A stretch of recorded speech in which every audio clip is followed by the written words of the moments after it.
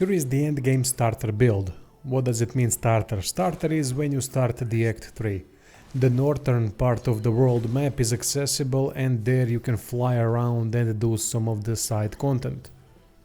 Northern part of the map is the easiest to do first, so this build is strictly to get the best pictos from there and the best weapons as well, and then gradually move forward towards south. I'm using similar builds to what I did previously with the mid-game build, with the Maelle tank and so on, because the team consists of the upgraded version of Verso from the mid-game build, Maelle the tank, and Sciel there just as a buffer and to give intervention and Fortune's Fury, nothing more. Point is for them both to support Verso. Verso can do insane amount of damage even at the start of Act 3, and that's why we have to utilize him at the best of our capabilities.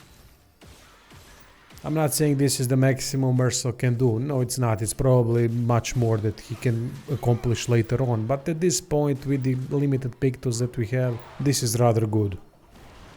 Very simple build to play. With Maelle we protect the rest of the party from single target hits.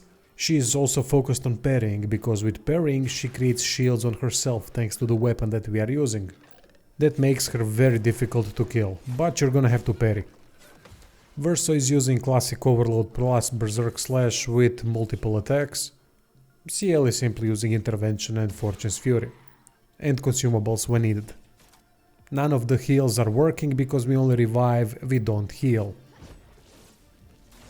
Healing is not that useful in the end game, at least from what I've seen so far. Maybe it will be useful later on, but I'm not so sure. This game is heavily focused on DPS, so it's better to just revive and DPS.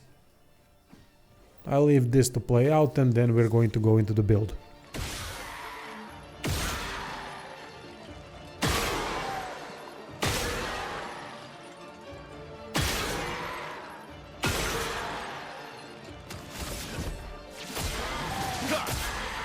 Last ditch effort.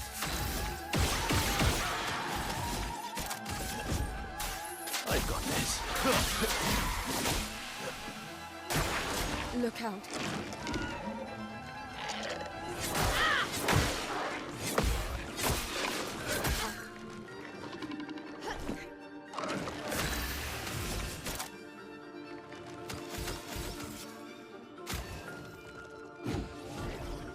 You're outmatched.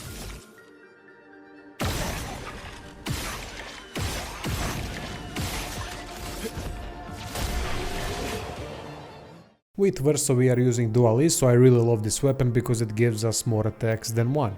With combo attack it gives us 4 attacks basically. Now the stat distribution is on the right side.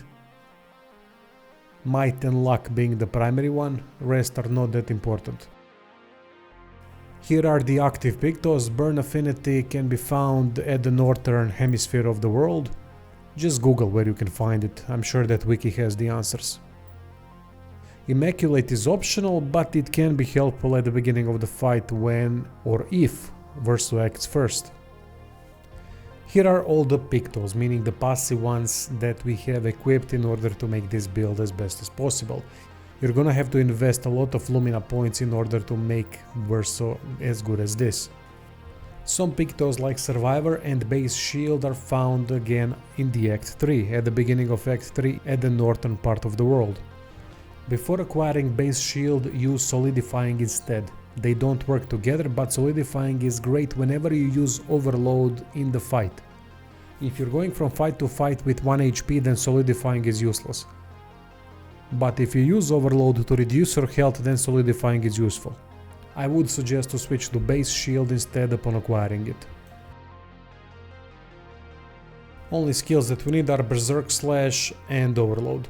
Now the thing with Overload is that I first thought that maybe high health and then using Overload afterwards would increase the damage, but I've tested that and it doesn't seem to work like that at all. It seems to be percentage based. So it doesn't matter how high the health you got, it's going to do the same damage when at 1 HP. I've tested this with 3000 health as we have right now and with 15,000. It did the same thing. Optional thing to add is Perfect Break, as it can break the enemy. We move on to Maelle. Chalium is the weapon that we need. It's the perfect defensive weapon. Stat distribution is on the right, vitality, defense, agility. All of those are nice. Skills I'm using with melee are breaking rules to deal with shields if there's stone of shields on one enemy. Revenge is useful if we get hit while trying to parry. The more times we get hit, the more damage we can do with revenge. Egide is the main thing here to protect other party members. Gustav's Homage is a skill that is unlocked after a certain point in the story, and it's a very good skill for the attacking purposes. That's why I've put some of the offensive pictos to increase the damage done. It's also the reason why we have marked shots picto to mark the enemy before using Gustav's Homage if possible.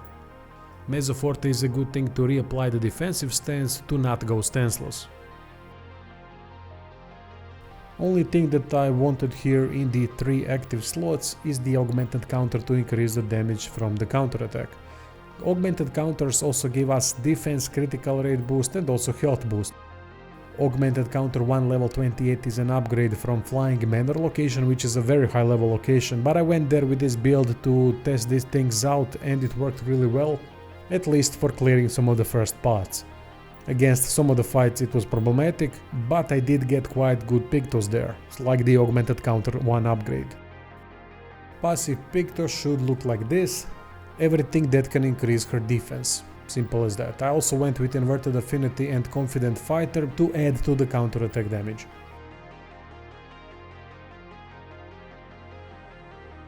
Now we get to Sciel.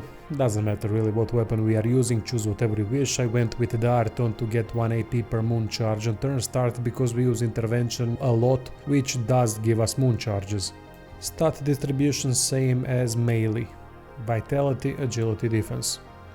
Only 2 skills that we need are intervention and Fortune's Fury, everything else is optional.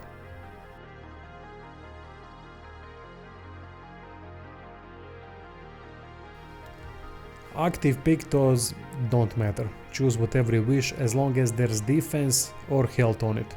Speed is also good, any of those 3 stats on the active pictos is nice. From the passive ones, go for something that is going to increase your AP like Energizing Starts, Energizing Turn, First Strike, Confident, Auto Shell, Dodger, simple things like that. Here are the rotations for all 3 characters. As I've said in the beginning, this is the starter endgame build. I'm going to update this build as I progress through the endgame and create some other types of endgame builds, not just Verso based ones. Thanks for watching, hope this helps and see you soon.